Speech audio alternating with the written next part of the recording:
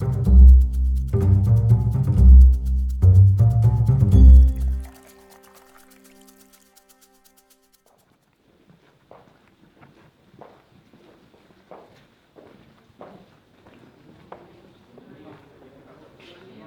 so this street is called La Calle Union. This was just a normal street that was part of the city of Jerez. The cellar here we're going to go into just now was the first cellar that the founder ever built, La Constancia. So when he built the cellar on this side, he spoke to the council to see if there was any way he could have direct access between his two cellars. Okay, so as you can see, they closed off the whole street, everything going down, and off to your right was public highway, which got completely closed off for his private use. Okay, so it just shows you the power that they have in the city. Jerez was built on the sherry houses. It's where all the wealth came from. And even though today it's a lot less, they're still very important within the city. And González Byass, the González family still actually live here. So they're still very well looked upon within the city. Okay, so this is what I was saying before, people have these pergolas in their garden for shade. So summertime is the best place to come.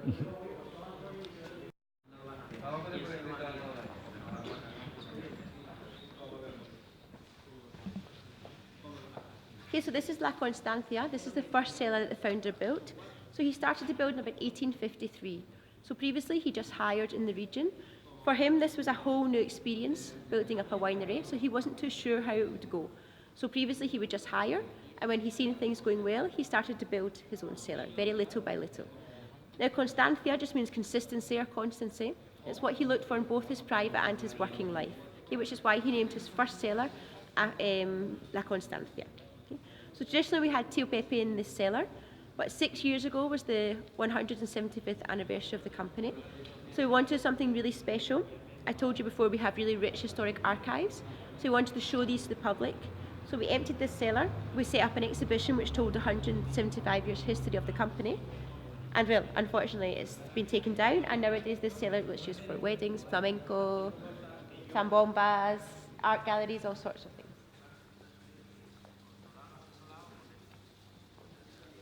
In these cash around the side, we have some of our oldest olorosos.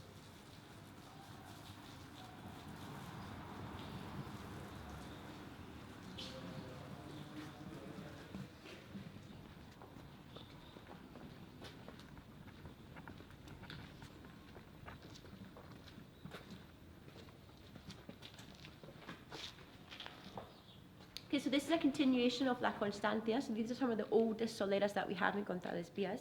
Now it's very important that the temperature within the cellar is quite steady, especially for the Finos. So it should always be between 18 and 24, 26 maximum. Okay, so as you see, we don't have any air conditioning units.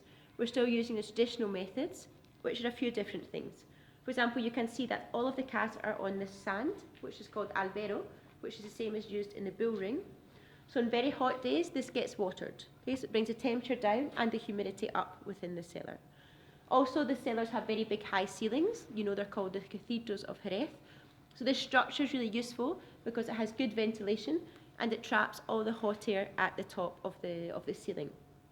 And the most important thing for the construction of the cellars is their orientation to the wind. So you know, in this part of Spain, because we're right on the point of Europe, we have two wind influences. So we have the hot wind, the Levante, which comes from the Mediterranean, and we have the cold Poniente, which comes from the Atlantic Ocean. So when these cellars were built 150 years ago, they were all built facing the Poniente, so that you have that nice, cool wind influence coming in to the cellar to keep the temperature down. Okay? All we have added over the years is these fans, which are temperature controlled. So if the temperature outside is cooler than inside, they click on and it brings the nice cold air into the cellar. Okay. Now the structures are so well designed, if you like, and so well adapted to the temperature that we have here, that it's very, very rarely that you would ever lose a cask because of differences in temperature. Okay. Our winemaker Antonio knows the best corners of the cellar with the most steady temperatures and the best humidity, which is where he would have our Tío Pepe casks. Okay, so we have over 22,000 casks for Tío Pepe, but we have them in 20 different areas of the cellar, depending on the temperatures and the humidities. Okay, so when we do an extraction, when we do a saca, we have to take a percentage from every different solera, bring them together, blend them, and then bottle. Okay, because if we just take from one, it's going to be different from if we just take from there. So we always have to take from them all, blend together, and then we can have the bottling of Tío Pepe. Okay. So here you can see one of our casks of Tío Pepe. Okay, so this is just a normal Fino cask, but we've put a glass front so that you can see inside. So this is, we have our Fino and we have our floor. Okay. So as you know in Jerez, and you will see in the tasting, Jerez, one of the great things about Jerez is the variety of wines. So you have all the way from the driest right through to the sweetest. You have Palo Cortado, Amontillado, etc., etc. But as you know, there's basically two main groups of wines in Jerez, and each group has its own type of aging. So we have the Finos, which have the biological aging under flor, and we have the Olorosos, which have the oxidative aging. Now in the case of the Finos, you have to go all the way back to the classification stage. So we have our harvest in mid-August. The majority of our fermentation nowadays takes place in stainless steel tanks. This usually takes about 2 weeks. And then we leave the wine in the tank until they see the first colds come to Jerez. So this is usually the end of November, beginning of December, when the temperature drops in Jerez. So when the temperature drops, all of those solid particles that have been produced during fermentation contract naturally, and they all decant to the bottom of the deposit. At this time, we take off the clean wine at the top, and we have the classification of the wine. Okay, now this is now young wine. It's about 11.5, 12% alcohol, but we still call it must, okay, because for us it's not a wine yet because it's not been in cask. So this is where the winemaker has to decide whether this must is best for Fino or Oloroso. Okay. Now it's pretty much something we already know because I told you before that we have different presses depending on what type of wine we're making, but obviously a lot can happen during fermentation, so we have to double check. So in the case of the Fino, we're looking for a young wine, which, as its name suggests, is something very fine, very elegant, very delicate. In this case, we fortify to 15.3% alcohol, goes into the top row, and starts to move through the Solera system. Now in Jerez, with the atmosphere that we have, with the temperature we have, and with this 15.3% alcohol, is the perfect environment for this yeast to form naturally on top of the wine. Okay, so this is nothing more than millions and millions and millions of colonies of yeast which form on top of the wine. They kind of stick together, if you like, and to form this thick blanket, which we call la flor. Okay, so if you look, you can see it completely covers the surface of the wine. Now this is why we only fill to 500 litres, because we have to leave space for the yeast to grow, and also we have to leave this space full of oxygen. Okay, because the yeast is a living organism, it has to breathe. So we need to leave this oxygen so that the yeast can breathe. Now the flor is the most important part in the aging of the Finos because it affects in the three parts of the tasting. Firstly, in the colour. The wine during its whole time in cask, it spends 4 years in cask, is completely protected by this layer of yeast, so has no oxidisation whatsoever. So this is why it's able to maintain that really pale, really yellow-like colour because it has never been in contact with oxygen. The second influence is on the nose. When you taste a Fino, when you taste a Tío Pepe, on the nose, it smells like yeast, it smells like bread, it smells like bakery. That's because of it's been spent its whole time under this yeast. And you find in Finos it has this really interesting, indescribable kind of incisive, penetrating note in the nose. That's from the yeast as well, because that's from the acetaldehyde. One of the main jobs of the yeast is to convert alcohol to acetaldehyde. And that acetaldehyde is what gives that really interesting note, so characteristic to Finos. The third influence is on the mouth. You'll find that Fino is one of the driest wines. It's completely bone dry. We have no sugar because we ferment to 0, but also because of the yeast, we have no glycerin.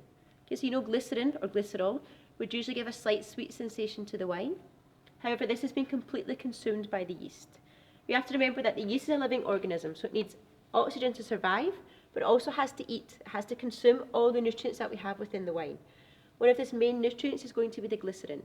Now usually this would start off at about 6 grams per litre of glycerin in the wine, but after 4 years under the yeast has been completely consumed down to less than 1 gram per litre. Okay, so the finished product, Tío Pepe, has no sugar and no glycerin, and that's why it's completely bone dry on the mouth. Okay, so that's why the flor is so important within the aging of the Finos, and it's really interesting because the whole life cycle of the yeast takes place within the cask. Okay, so you have your yeast cells in suspension within the wine. They grab onto oxygen bubbles and they float to the surface. And they start to reproduce till you form this thick, compact flor. Now obviously some of those yeast cells come to the end of their life, so they will start to die off. So when they die, they come down to the bottom to form what we call los piques or la madre. Okay, so these are dead yeast cells, which have come to the bottom of the cask, which at the same time have a type of autolysis. So they start to decompose. They give nutrients back into the wine, which give fresh food, if you like, to this young yeast at the top. Okay, so you have the young yeast consuming, dies off, gives nutrients back into the wine, which feed this young yeast at the top. So you have the whole cycle taking place. So that's in the case of the phenos. So we call this biological aging because it's under the floor. It's got all the way back to the classification stage. At this point, you find a must which has more character, more structure, more body, so it's better suited to an oloroso. In our case, in González Byass, we fortify to 18%, goes into the top row, and starts to move through the Solera system. Now, this yeast is really sensitive to temperature, which we said earlier, but also to alcohol. It has a limit of 16% alcohol. So in the case of the oloroso, if we're fortifying to 18%, we're completely killing off the yeast. It can't survive. Okay? So we still only fill to 500 litres. We have no yeast, and we have complete contact with the oxygen. We leave this space so that we have a larger surface area in contact with oxygen and a deeper oxidization of the wine. Okay, so you can see in olorosos completely changes the wine. For example, the colour, they're completely oxidized. So you now have this dark amber mahogany colour. On the nose, you get no reminders of the yeast. This hasn't had flour, so you get no bread, you get no bakery. You don't get that incisive note on the nose. What dominates on the nose is the Palomino variety, so it's hazelnuts, almonds. And thirdly, on the mouth. Dry olorosos are completely dry. They have to have less than 5 grams per litre of sugar, but you'll find that they have that glycerin, which the Fino doesn't have. So for example, they're completely dry. However, especially in the finish, you get a kind of silky, sweet sensation, and this is due to the glycerin. Okay, because in the case of the Fino, we said that the yeast consumes the glycerin. Obviously, in olorosos, if you have no yeast, no consumption of glycerin, and at the same time concentration. So for example, in our young oloroso, you'll find it maybe has 7 grams per litre of glycerin, whereas the Fino had 1. Okay, so you really see that difference on the mouth. Okay, so obviously we have a big selection of wines in between, which you'll see in a tasting, but these are the two main groups. Finos, under floor, and olorosos, completely oxidized. Okay.